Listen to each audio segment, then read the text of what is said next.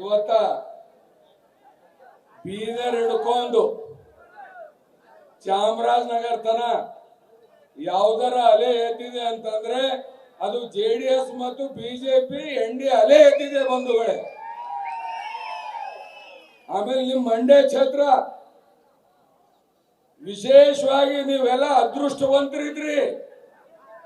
ಯಾಕಂದ್ರೆ ಕುಮಾರಣ್ಣನ ಅಂತ ವ್ಯಕ್ತಿ ಕ್ಯಾಂಡಿಡೇಟ್ ನಿಮ್ ಕ್ಷೇತ್ರಕ್ಕಾಗಿದ್ದಾರ. ಬರೇ ಕುಮಾರಣ್ಣವರು ನಿಮ್ ಮಂಡ್ಯಗೆ ಸೀಮಿತ ಅಲ್ಲ, ನಿಮ್ ಮಂಡ್ಯ ಅಭಿವೃದ್ಧಿ ಆಗೇ ಆಗುತ್ತೆ. ಬೀದರ್ ಹಿಡ್ಕೊಂಡು ಚಾಮರಾಜನಗರ ತನ ಜನ ನೋಡ್ತಾ ಇದಾರ.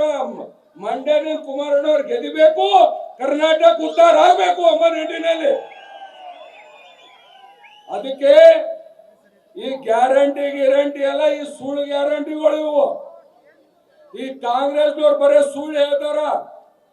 ಎಷ್ಟು ಕೊಡ್ತೀವಿ ಅಂತ ಹೇಳಿದ್ರು, ಬೋರೇಗೌಡ ನಿನಗೂ ಆ ಗೌಡ ನಿನಗೂ ಎಲ್ಲ ಕೊಡ್ತೀವಿ. ಎಷ್ಟ್ರಿ ಕೊಟ್ರಿ? 200 ಯೂನಿಟ್ ಕೊಡ್ತೀನಿ ಅಂತೇಳಿ ಈಗ 50 ಯೂನಿಟ್ ತಂದು ನಿಂತಿರ್ತಿದ್ರಿ. ಕುಮಾರಸ್ವಾಮಿ ಅವರು ಮುಖ್ಯಮಂತ್ರಿ ಇದ್ದಾಗ ಸಹಕಾರ ಸಚಿವ ನಾನೇ. ಎಲ್ಲರಿಗೆ ಸಾಲ ಮನ್ನಾ ಮಾಡಿದೀವ ಇಲ್ಲ? ಮತ್ ಈ ಕಾಂಗ್ರೆಸ್ನವರಿಗೆ ತಮ್ಮ ಪ್ರಣಾಳಿಕೆದ ಸಾಲ ಮನ್ನಾ ಮಾಡ್ತೀವಿ ಅಂತ ಹೇಳ್ತಾರ. ತಾಕತ್ತಿದ್ರೆ ಇವಾಗ ರೈತರ ಪರವಾಗಿ ಗ್ಯಾರಂಟಿ ಕೊಟ್ಟು ನೋಡ್ರಿ, ಅದು ಆಗಲ್ಲ. ಹಾಗಾಗಿ ಬಂಧುಗಳೇ, ನಾನು ಹೆಚ್ಚಿಗೆ ಮಾತಾಡ್ಲಿಕ್ಕೆ ಹೋಗಲ್ಲ.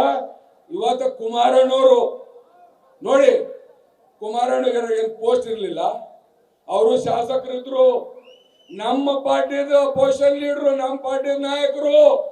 ಆದ್ರೂ ಇವತ್ತು ಜನ ಸೇವೆ ಮಾಡ್ಬೇಕು ಅಂತೇಳಿ ಬಂದಿದಾರ. ಕಾಂಗ್ರೆಸ್ನವ್ರು ಒಬ್ರು ಕುರ್ಸಿ ಬಿಟ್ಟಿಲ್ಲ, ಒಬ್ಬರು ಮಂತ್ರಿಗಳು ಎಲೆಕ್ಷನ್ ನಿಂತಿಲ್ಲ. ಇಂಥ ವ್ಯವಸ್ಥೆ ಕಾಂಗ್ರೆಸ್ ನಲ್ಲಿದೆ. ಅದಕ್ಕೆ ತಾವೆಲ್ಲರೂ ಸೇರಿ ಒಂದಾಗಿ ಇವತ್ತು ನೋಡಿ, ನಾನು ಮಂಡ್ಯ ಹಿಡ್ಕೊಂಡು ಮಳವಳ್ಳಿ ಹಿಡ್ಕೊಂಡು ಸುಮಾರು 20 ಕಡೆ ನಾನು ಹೋಗಿದ್ದೀನಿ.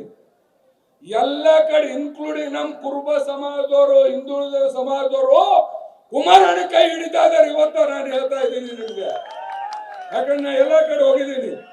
ಅದಕ್ಕೆ ಕುಮಾರಣ್ಣವ್ರ ಗೆಲ್ಲದರ ಗ್ಯಾರಂಟಿ.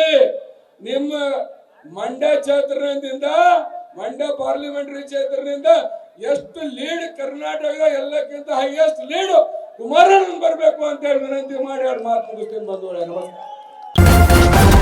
ನ್ಯೂಸ್ ಫಸ್ಟ್, ನಿರ್ಭೀತಿಯಿಂದ ನಿಮ್ಮ ಪರವಾಗಿ.